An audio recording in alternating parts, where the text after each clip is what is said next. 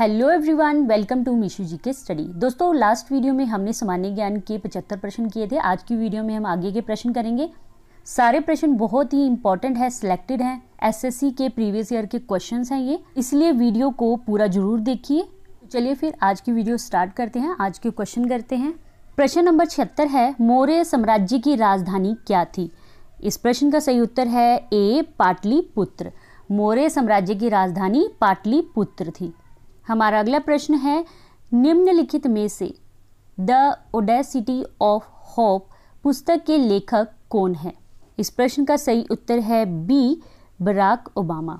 The audacity of hope पुस्तक के लेखक हैं बराक ओबामा। हमारा अगला प्रश्न है, काबुली बाग मस्जिद कहाँ स्थित है? काबुली बाग मस्जिद कहाँ स्थित है? इस प्रश्न का सही उत्तर है ए, पानीपत में। हमारा अगला प्रश्न है, बांग्लादेश की संसद को क्या कहते हैं? बांग्लादेश की संसद को क्या कहते हैं? इस प्रश्न का सही उत्तर है सी, जातीय संसद। बांग्लादेश की संसद का क्या नाम है? जातीय संसद। 80वां प्रश्न है, जब एसिटिक अम्ल सोडियम हाइड्रोजन कार्बोनेट के साथ अभिक्रिया करता है तो क्या निकलता है? जब एसिटिक अम्ल सोडियम हाइड्रोजन कार्बोनेट के साथ अभिक्रिया करता है तो क्या निकलता है? इस प्रश्न का सही उत्तर है बी, कार्बन डाइऑक्साइड। 81वां प्रश्न है, बैंक नोट और चेक किस प्रकार के धन के उदाहरण है? बैंक नोट और चेक। इस प्रश्न का सही उत्तर है सी, विश्वास आश्रित मुद्रा। बैंक नोट और चेक विश्वास आश्रित मुद्रा के उदाहरण हैं। हमारा अगला प्रश्न है, निम्नलिखित में से किस अनुच्छेद के तहत वित्त आयोग का गठन किया गया है? किस अनुच्छेद के तहत वित्त आयोग का गठन किया गया है? इस प्रश्न का सही उत्तर है ए, अनुच्छेद 280 के अनुसार। हमारा अगला प्रश्न है, निम्नलिखित में से कौन सा संगठन विश्व प्रेस स्वतंत्रता सूचकांक जारी करता है? कौन सा संगठन विश्व प्रेस स्वतंत्रता सूचकांक जारी करता है? इस प्रश्न का सही उत्तर है डी, रिपोर्टर्स विदाउट बॉर्डर्स। 84वां प्रश्न है, इंदिरा आवास योजना के संचालन के लिए निम्नलिखित में से कौन सा मंत्रालय जिम्मेदार है?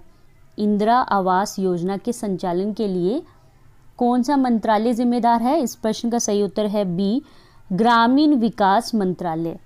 ग्रामीण विकास मंत्रालय है जो वो इंदिरा आवास योजना का संचालन करता है। 85वां प्रश्न है, निम्नलिखित में से किस नेता ने बारडोली सत्याग्रह का नेतृत्व किया था?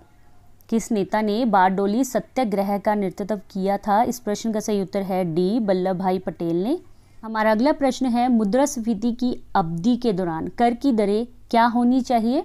इस प्रश्न का सही उत्तर है ए, वृद्धि। मुद्रास्फीति की अवधि के दौरान कर की दरों में वृद्धि होनी चाहिए। तो दोस्तों, अब हम मुद्रास्फीति के बारे में थोड़ा सा जान लेते हैं। किसी अर्थव्यवस्था में समय के साथ वस्तुओं और सेवाओं की कीमतों में वृद्धि को क्या कहते हैं? मुद्रास्फीति कहा जाता है। किसी अर्थव्यवस्था में समय के साथ वस्तुओं और सेवाओं की कीमतों में वृद्धि को मुद्रास्फीति कहा जाता है।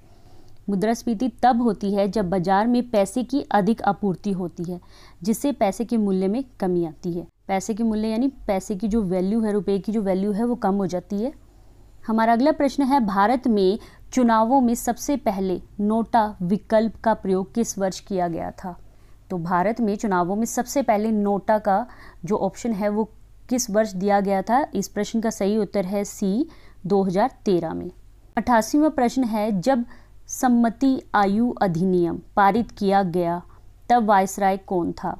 जब सम्मति आयु अधिनियम यानी the age of consent act पारित किया गया तब वायसराय कौन था? इस प्रश्न का सही उत्तर है बी, लॉर्ड लैंसडाउन।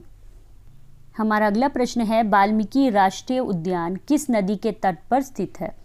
वाल्मीकि राष्ट्रीय उद्यान। इस प्रश्न का सही उत्तर है बी, गंडक नदी। तो वाल्मीकि राष्ट्रीय उद्यान गंडक नदी के तट पर स्थित है।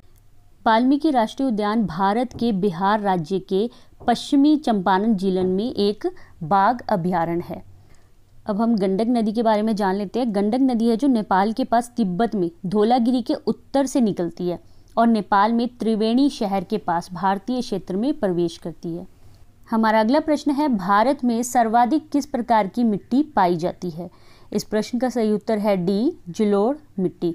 भारत में सबसे अधिक जलोढ़ मिट्टी पाई जाती है। चलिए अब हम थोड़ा सा जलोढ़ मिट्टी के बारे में जान लेते हैं।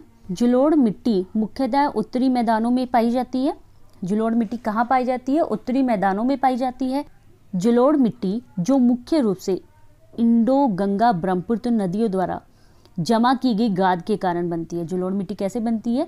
इंडो गंगा ब्रह्मपुत्र नदियों द्वारा जमा की गई गाद के कारण बनती है।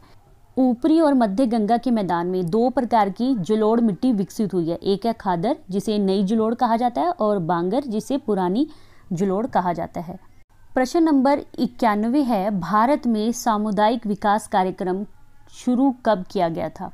भारत में सामुदायिक विकास कार्यक्रम कब शुरू किया गया था? इस प्रश्न का सही उत्तर है बी, 2 अक्टूबर 1952 को। हमारा अगला प्रश्न है, निम्नलिखित में से कौन सा पुरस्कार भारतीय सिनेमा से संबंधित है? तो इस प्रश्न का सही उत्तर है सी, दादा साहेब फाल्के पुरस्कार है जो वो भारतीय सिनेमा से संबंधित है। हमारा अगला प्रश्न है, भारत में राष्ट्रीय मतदाता दिवस कब मनाया जाता है? तो इस प्रश्न का सही उत्तर है ए, 25 जनवरी को। 25 जनवरी को भारत में राष्ट्रीय मतदाता दिवस मनाया जाता है। प्रश्न नंबर 94 है, राज्यसभा को डैश लोकसभा के समान अधिकार प्राप्त है? राज्यसभा को डैश लोकसभा के समान अधिकार प्राप्त हैं? इस प्रश्न का सही उत्तर है डी, संविधान संशोधन। प्रश्न नंबर 95 है, निम्नलिखित में से कौन सी नदियों में नाइट नेविगेशन ऐप लॉन्च करने वाला पहला राज्य बन गया है? नाइट नेविगेशन ऐप लॉन्च करने वाला पहला राज्य कौन सा बन गया है? इस प्रश्न का सही उत्तर है ए, असम। असम जो राज्य है नदियों में नाइट नेविगेशन ऐप लॉन्च करने वाला पहला राज्य बन गया है भारत का।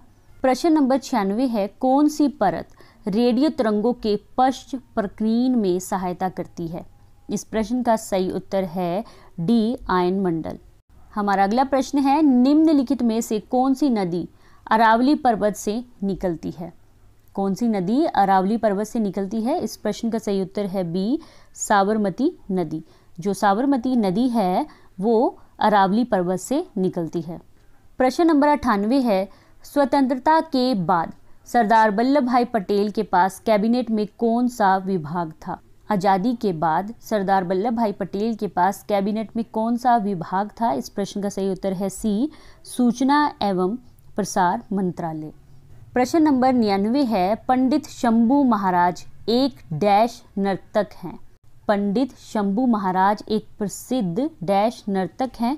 इस प्रश्न का सही उत्तर है सी, कथक। तो पंडित शंभू महाराज एक प्रसिद्ध कथक नर्तक हैं। तो दोस्तों आज का हमारा 100वां प्रश्न है, भारतीय संविधान के किस अनुच्छेद में मतदान के अधिकार का उल्लेख है? भारतीय संविधान के किस अनुच्छेद में मतदान के अधिकार का उल्लेख है? इस प्रश्न का सही उत्तर है ए, अनुच्छेद 326 में। भारतीय संविधान के अनुच्छेद 326 में मतदान के अधिकार का उल्लेख है। तो फ्रेंड्स ये थे आज के 25 प्रश्न। सारे प्रश्न बहुत ही इंपॉर्टेंट है, सिलेक्टेड हैं। अगर आप लोगों को वीडियो अच्छी लगी है तो प्लीज़ इसे लाइक और शेयर करना मत भूलिए। चैनल पर नए हैं तो चैनल को जरूर सब्सक्राइब कर लीजिए। मिलेंगे नेक्स्ट वीडियो में और भी बेहतरीन और महत्वपूर्ण प्रश्नों के साथ। ऐसी ही अपनी तैयारी करते रहिए। जय हिंद, जय भारत।